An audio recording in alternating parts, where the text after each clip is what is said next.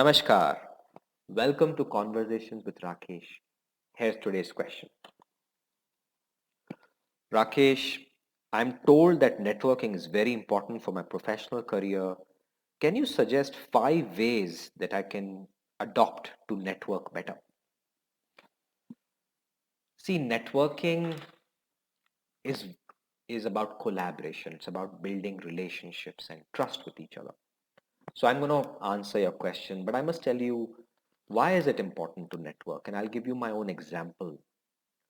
My career when I was a very rookie engineer at Intel took a major fillip just because of networking. And I'll explain that to you that there was this massive problem in a client laptop that we were working on. And I had a general habit of knowing people. One of the people I had spent some time with as a network, as a person I used to have a coffee or a lunch with, was actually very critical for that problem. And when this issue blew up, nobody knew what to do, but I knew that this person had the right answer. And he was a very accomplished engineer. He was just away from the project. So I approached him, asked his help, got his help inside the problem that we were facing, fixed it, and I got rewarded for it. And I told people that I don't deserve any reward. It was this important person who I knew who helped us. And that's where my boss said that Rakesh, networking is a part of your job and you must invest more time on it.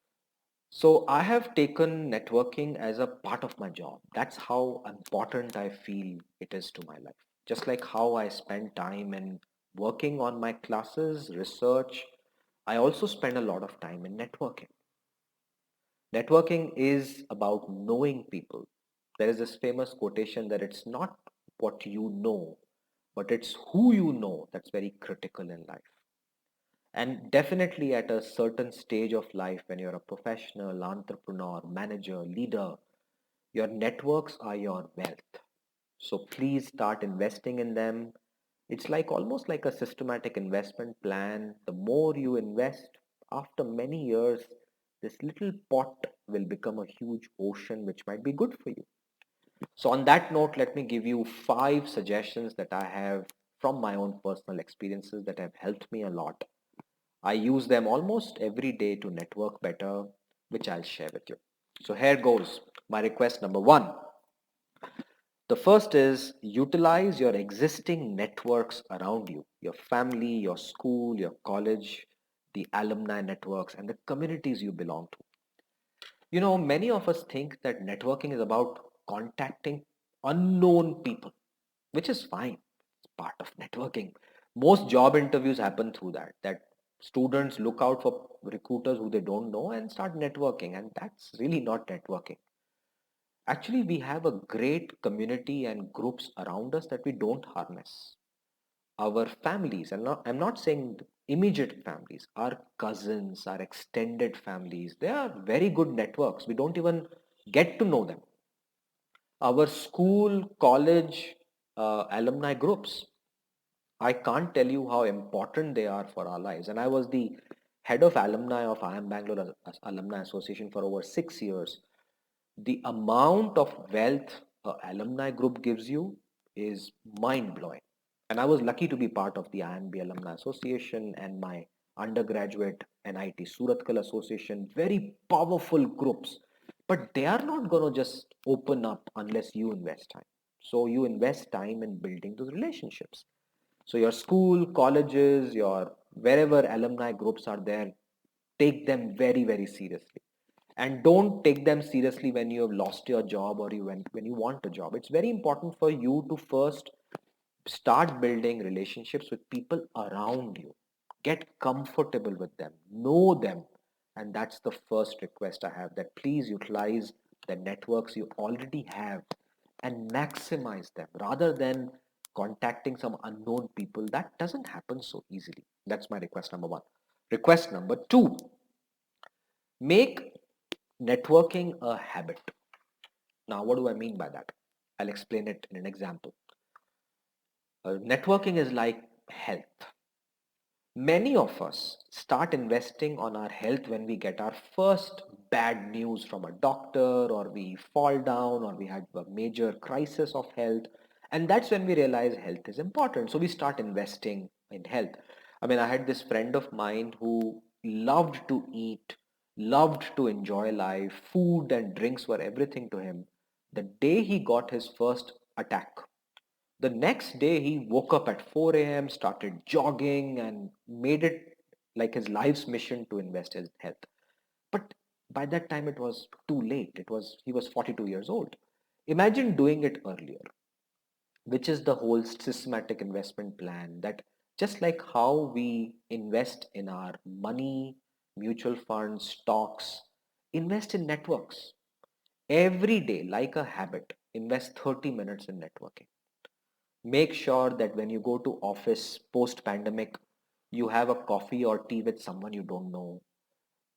Catch up with people you haven't met for years, and genuinely do it from your heart, not only when you need a job or a tip or a business. That's not networking, that's something very, very different. So build and invest time. So some of the things I do even till now is that I still stay in touch with people, whatever mechanism I can do. I can't invest so much time every day, but whatever time I have, once in a while, a phone call is very good. One of my very good friends has this habit of wishing everyone on their birthday, not on Facebook, not on WhatsApp, a phone call. And that's how he networks. He's known for this quality. In fact, we all cherish that phone call a lot. My elder brother does that. He makes sure that he calls up people on their birthdays personally, 30 seconds, and says happy birthday. And that's such a great virtue that we are missing today. So do it as a habit, not only when you need a job or a business engagement. Number three, be an interesting person. Attract people by your intellect, stories, interests, and results. Why would people come and network with you when you have something to offer them? And that's how you become a magnet that people want to come to. This will happen not just because you have a resume. This will happen when you're an interesting person, when you have done something worth talking about, when you have stories worth sharing, where as a personality you have more to talk about just besides work. Which is why when you look at people who are musicians, people love to network with them. And I'll tell you this very interesting example that happened in a literary fest. There was a beautiful literary fest that I was a part of. And in the evening, one of us was a singer with a guitar. So in the evening, when all of us went and did this networking dinner, nobody came and sat next to anyone except this person with the guitar, because everybody loved being with him. He would sing songs, he would encourage people to join them, and he was a genuinely nice networker. So be a little bit more interesting person. Don't be this boring technical person, job kind of a person. Arey, yaar, relax, be interesting, talk about books, movies, share about your travel. Be a little bit person that people come to and enjoy talking to. And that's where your networking will become better. Otherwise, it's very hard for people to connect with you. So that's my request number four. Let's go to request number five. Be a good listener. Oh, this is hard. You know, Listening is the most important technique for networking. What is listening? Let's say you want to network with a person. What can you give them?